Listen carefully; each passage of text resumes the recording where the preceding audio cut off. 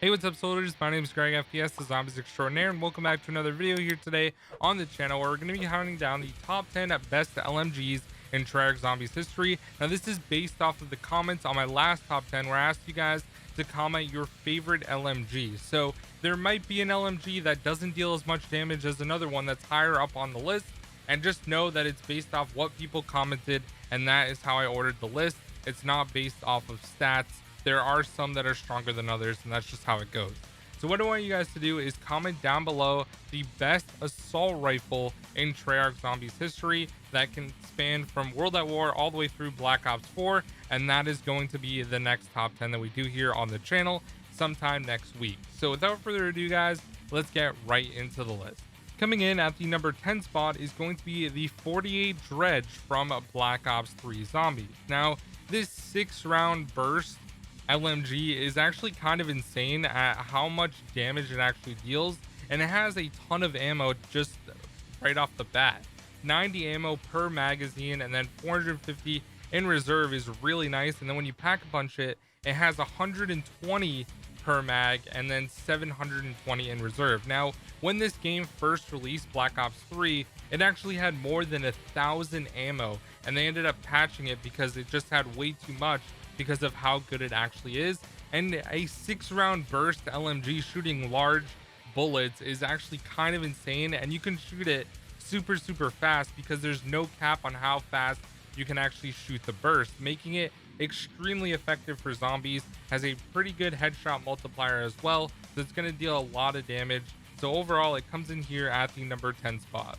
Coming in at the number 9 spot is going to be the Hammer from Black Ops 2 Zombies. Now, when you pack a punch this LMG, it becomes the Sledgehammer, which is a really cool play on words. Now, a great thing about this weapon when you pack a punch it is you actually get an increase in mobility, so it allows you to move a little bit more fluid, a little bit more fast, which is just great in general.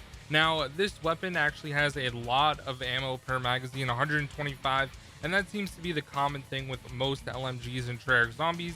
They have a ton of ammo, but the great thing about this weapon is when you just get it from the box, you already have 125 per magazine, as opposed to pack punching it. It stays the same. Obviously, you're going to get more reserve ammo once you pack a punch it, but still, this is a great LMG, and I'm not surprised that it's here on the list, coming in at the number 9 spot.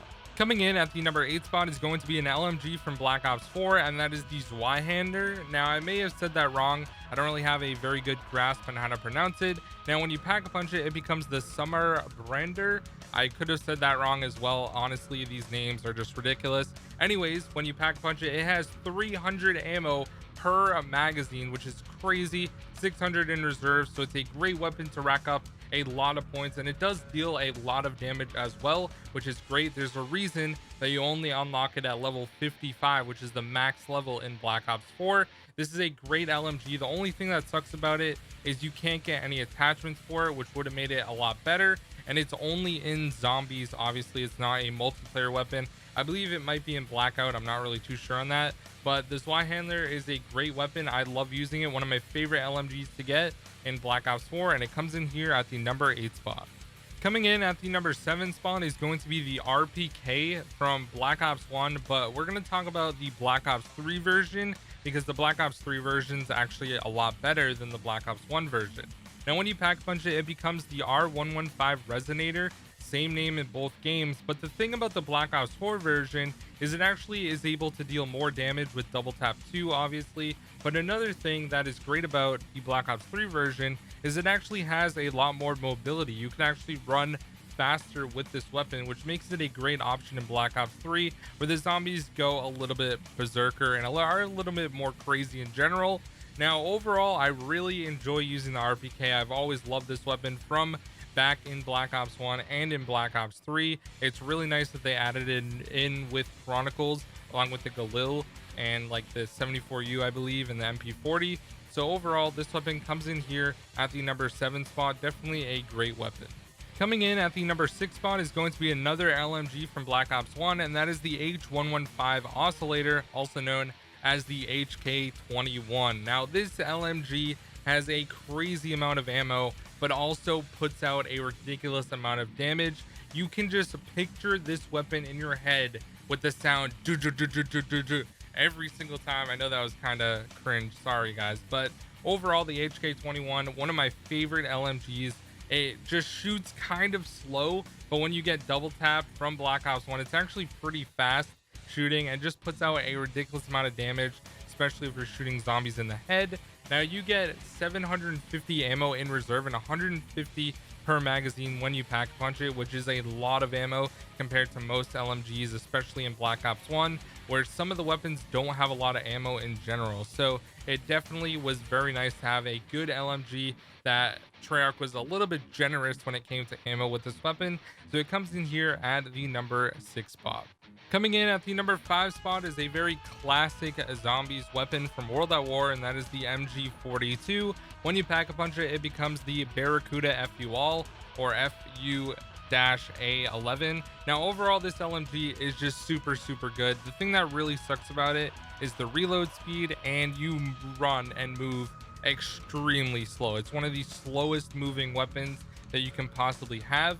Now it does have a lot of ammo and it deals a lot of damage. I just think the recoil is a little bit crazy when it comes to this weapon. Now when you pack punch it, the rate of fire actually increases a lot, so you don't even need to get double tapped if you don't want to. Now personally, I really do like this weapon a lot for sitting on the catwalk on Dredge, for example, because it's only in World at War. Now you can use the turret on Garage Crovey to get collateral kills and things like that, which makes it really effective, but it was never in another game. So I'd personally love to see this weapon again on a zombies map, but it comes in here at the number 5 spot because it's only in World at War, which really is the downside of this weapon.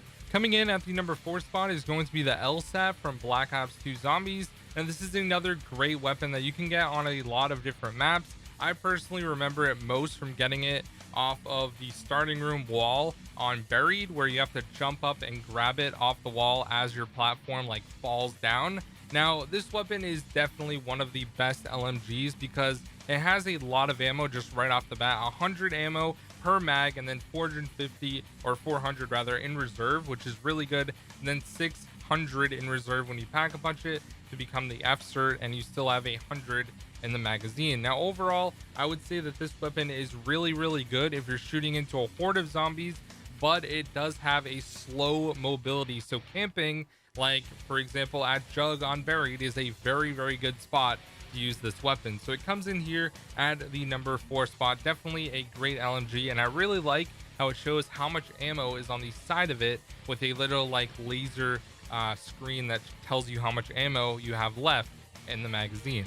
Coming in at the number 3 spot is going to be the Hades from Black Ops 4 Zombies, and no, we're not talking about the upgraded Olympia. Now the Hades is a great LMG, and it actually has a weapon attachment called the crossbar, so you actually can't directly aim down the sights and you kind of hip fire, but it actually deals a lot of damage, and it's really effective for this weapon. Now when you pack punch it, it becomes the Archeron Alliterator, which is kind of a hard name to say, I guess, but it has a lot of ammo per magazine, up to 120, which is really nice, and then 600 in reserve. So it's a great weapon. A lot of people love using this in boss fights, especially on maps like 9, and I guess pretty much every map that you're not using a Hellion. This is probably the second best option, honestly. So it comes in here at the number 3 spot.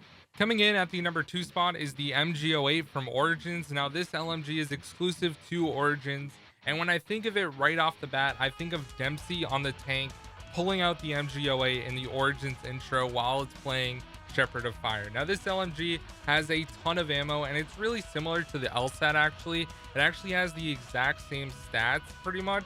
Now it has 400 in reserve, 100 per mag, and then when you pack punch it, it still has 100 per mag and 600 in reserve. Now this weapon is really good for taking out panzers, especially on Black Ops 2. The Black Ops 3 version doesn't seem nearly as good, but overall this weapon is really fun to use, and you can get an upgraded version by using the Maxis drone and collecting the discs around the map, which is pretty easy. There's one next to generator 5, one in the main excavation area, one near spawn on the fire tunnel side, I believe, and then the last and final one is on a pipe that is right outside of the church, or on the church. So once you collect those, you actually get a free pack-a-punch version, and usually you can get it from just using one Maxis drone, which is really nice. that you get this weapon because it's so exclusive when it comes to Origins. But overall, it's a great weapon and it had to be here on the list. You guys commented a ton about the Magna Collider and the MG08, so it comes in here at the number 2 spot, guys. All right, guys, on this list we have 3 honorable mentions, but I do want to mention really quick that the Death Machine from Mob of the Dead is not in this list. I would not really consider that weapon to be an LMG, although it is a death machine. It's kind of a little bit more OP than just a normal like LMG, so we're not including it. The first honorable mention is going to be the BRM from Black Ops 3. You can buy it off the wall under Rasendrack in the anti-grav room once you run over all of the blue plates that are down there, which is pretty cool. The next one is the Browning M1919 from World at War. This is another great LMG from World at War that deals a ton of damage, but the sight on it is horrendous and literally blocks like the entire screen when you're using it and aiming down the sights. And the last and final honorable mention is the RPD from Black Ops 2. Now this weapon has like a ton of ammo, but I feel like the recoil is really bad on it. It's not super effective and the mobility is just terrible. That's why I don't like getting this weapon. I think, in my opinion, it's the worst LMG from Black Ops 2, but it seems like a lot of you guys like it, so I guess to each their own. And now it is time for the number 1 spot.